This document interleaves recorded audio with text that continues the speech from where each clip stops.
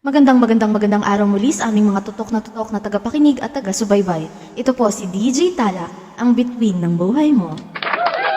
Na maghahatid sa inyo ng mga hindi nagbabagang kaganapan kundi kasaysayan. Dito lang yan sa ating programang Ikwento Mo sa Radyo Eskwela. Para sa ating liham na babasahin ngayong araw, mula ito sa pinakakilalang tao sa kasaysayan ng ating bansa. Sa kanya at sa mga likha niya nagsimula ang bugso ng damdaming makapilipino at makabayan.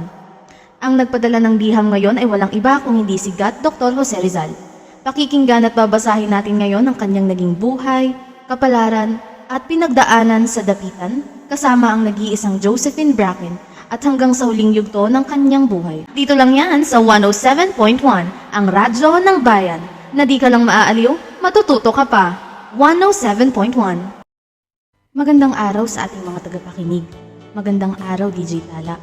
Tawagin niyo na lamang akong Pepe. Ika-26 ng Hunyo taong 1892 nang dumating ako ng Maynila at nang nanirahan ako sa Oriente Hotel. Tunay nga namang napakaganda nito dahil nasisilayan ko ang simbahan ng Binondo.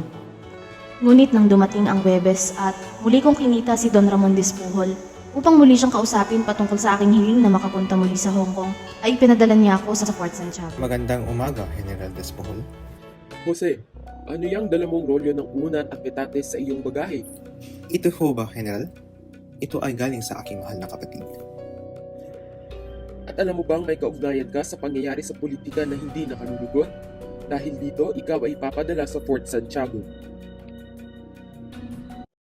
Ang buhay ko ay naging tahimik, mapayapa, ngunit walang kalwalhatian. Ako ay nagturo ng Espanyol, Ingles, matematika at geometriya sa intelihenteng mga bata dito sa dapitan. Ako ay nanuluyan sa tahanan ni Kapitan Carcinero sa aking pananatili sa dapitan. Lumipas ang ilang buwan sa aking pananatili sa dapitan nang sumapit ang Pebrero taong 1895, aking nasilayan ang babaeng Irlandes na nagtataglay ng yumi at kagandahan. Nabighani ako sa kanyang ganda. Una ko siyang nasilayan nang lumapit siya sa akin upang ipagamot ang kanyang ama-amahan na si George Edward Toffer. Magandang araw, Dr. Jose Rizal. Ako si George Toffer at ito naman ang aking anak ni si Josephine. Magandang araw sa iyo, Ginoong Toffer. At lalo na sa iyong binibining Josephine. Kinagagalak kong makilala ka. Magandang araw, Dr. Jose Rizal. DJ Tala, sa eksaktong minuto na iyon, naramdaman kong tumibok ang aking puso para sa kanya. Lumipas ang isang buwan, mabilis akong nahulog sa kanyang kulay kape na buhok at asul na mga mata. Ilang taong gulang ka na, Josephine?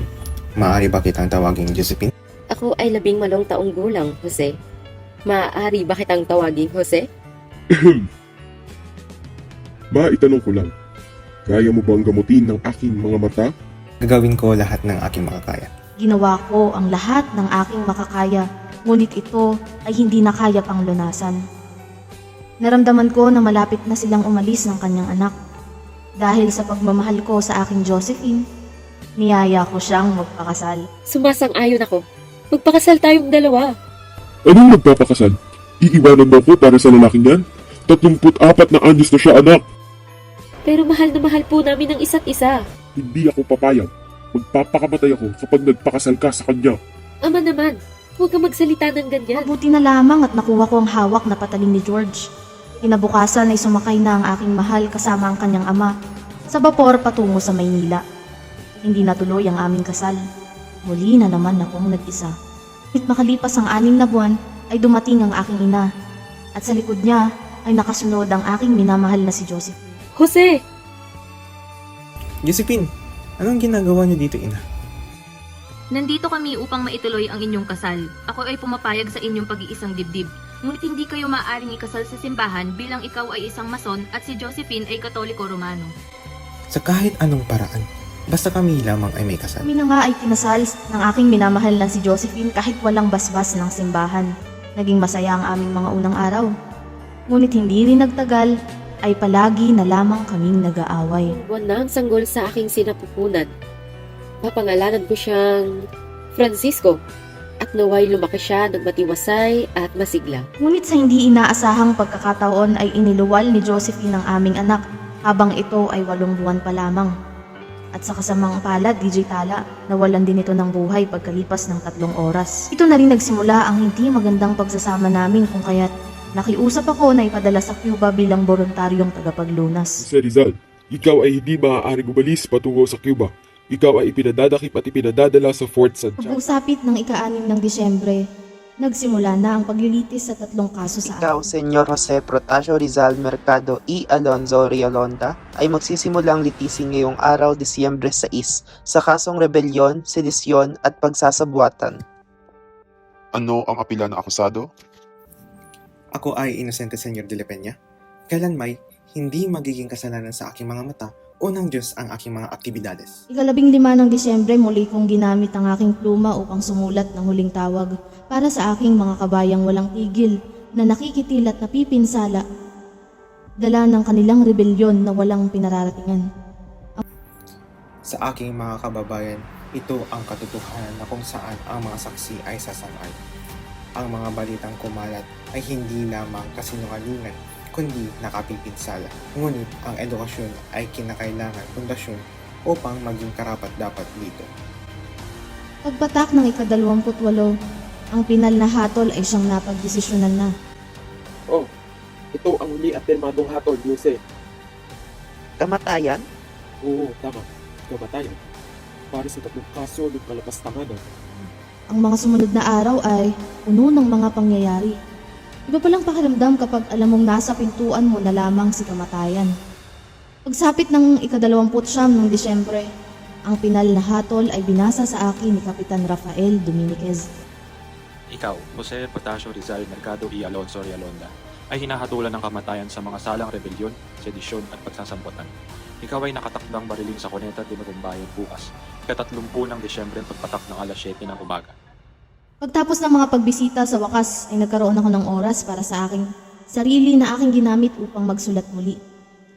Sa aking huling paggamit ng pluma ay nilathala ko sa loob ng 14 na saklong at maliliit na piraso ng papel ang aking pamamaalam na siyang itinago ko ng aking matapos. Paalam, bayan kong minamahal, lupa mong sagana sa sikat ng araw. Edeng, paraiso, ang dito'y pumanaw, at perlas ng dagat sa may Aking huling araw, binisita ko ni Josephine, ang aking iniirog, kung saan kami ay muling ikanasal. Sa masalimuot na araw na ito, aking niregaluhan ng aking asawa ng isang libro, ang Pagtulad kay Kristo, ni Thomas Aiken. Matapos ang aking huling pagkain, sumulat muli ako para sa aking pamilya at nakatatandang kapatid na lalaki. Sa aking minamahal na ama, naway mapatawad ako sa sakit na aking idinulot bilang pagbabalik ng inyong sakripisyo sa pagpundar ng aking edukasyon. Ang lahat ng ito ay hindi ko ginusto.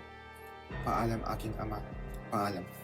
Pagpatak ng ika-6 ng umaga, ang marcha mula sa Fort Santiago papuntang Bagong Bayan ay nagsimula na. Saktong ika-7 ng umaga nang dumating kami sa Luneta de Bagong Bayan, kung saan ang doktor na si Felipe Castillo ay sinuri ang aking pulso. Sa nalalapit kong tiyak na kamatayan, alam kong hindi mamamatay ang pagiging makabayan ng aking mga kababayan. Preparen. Nawa na sa katapusan kong ito, maalala nila, lalo ng mga nagdamot ng kalayaan sa mga Pilipino, na hindi lamang tayo ay may kakayahang ipaglaban ito. Apunten. Ngunit kaya rin nating mamatay para sa bansang sinilangan. Consumatum est! Tunay nga nga hamakin ng pag-ibig ang lahat, kahit na ito ay matungo sa kamatayan. Tulad ni Jose Rizal na wagas at tapat ang pag-ibig para sa ating bayan. Ginawa niyang lahat ng kanyang makakaya upang tulungan ang ating bansa na inilagay sa hawla ng mga mananakop. Alam niyo, ang dami kong natutunan sa kabanata ng ating programa ngayon.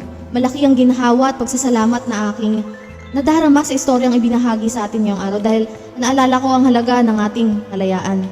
Kung kaya't maraming salamat, Dr. Jose Rizal. Ang iyong kwento ay mananatili sa puso ng bawat Pilipino. Maraming salamat rin sa aking mga taga-subaybay at ito muli si DJ Tala.